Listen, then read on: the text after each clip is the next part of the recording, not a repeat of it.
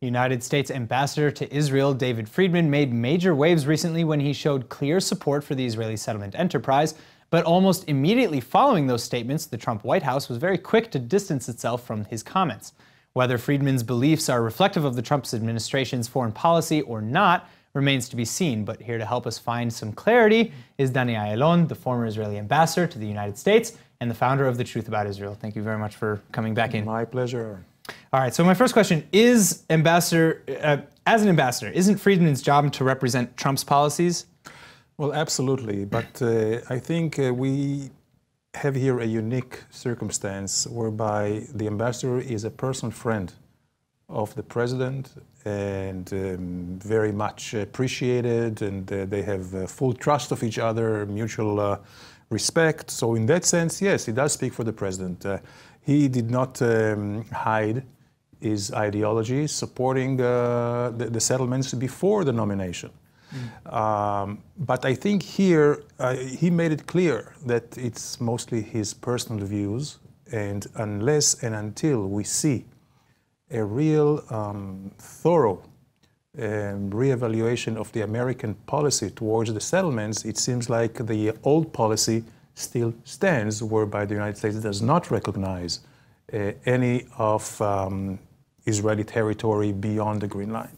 So do you think that there's going to be any sort of, maybe not as extreme, but any sort of reprimand or kind of, personal talk between Trump and Friedman where he says, tone down that talk? No, I don't think so. I think it will stay in the bureaucratic level. And as you see, it's, you have spokespersons from the State Department who always try to set the record straight.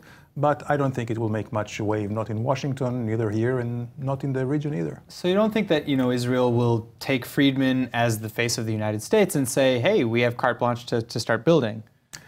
No, this goes much beyond that, and basically we see it on the level of Prime Minister to the President, and we know for a fact that Israeli government today, and even Benjamin Netanyahu, the Prime Minister, told the ministers and told the people in the West Bank, in the Judea and Samaria, that he is not at liberty to build as much as he wants. So there is a tacit understanding between the two administrations, and we see that there is a certain limit on building. All right. Now, in somewhat related news, Trump's envoy for peace, Greenblatt, is here right now as well, and he's talking to the Palestinian Authority about Palestinian unity and kind of what that might entail, which namely includes disarmament, adhering to certain agreements, acknowledging Israel. Do you think that there's a chance here? I'm not sure. I think it's Hamas and Fatah, it's like mixing water and oil. They do not stick together. We have a very extreme fundamental terrorist group like Hamas, which is very, very Islamistic. And you have the Fatah, which is quite secular. Also, we know that the history, including the recent history, is of real bloodshed and wars between these two factions. This is one thing that we have to take into considerations. But I think even more importantly, we see that the deal that has been made is not complete. And the Fatah and Abu Mazen, and I think from their perspective, rightly so, demand not only the dissolution, dissolving just the civil administration of the Hamas, but also the armed forces of Hamas, which Hamas is not ready for. And without having control over the armed forces, then certainly there is not going to be any reconciliation. All right. Well, Ambassador Dani Ayalon, again, thank you so much for coming in. My pleasure. And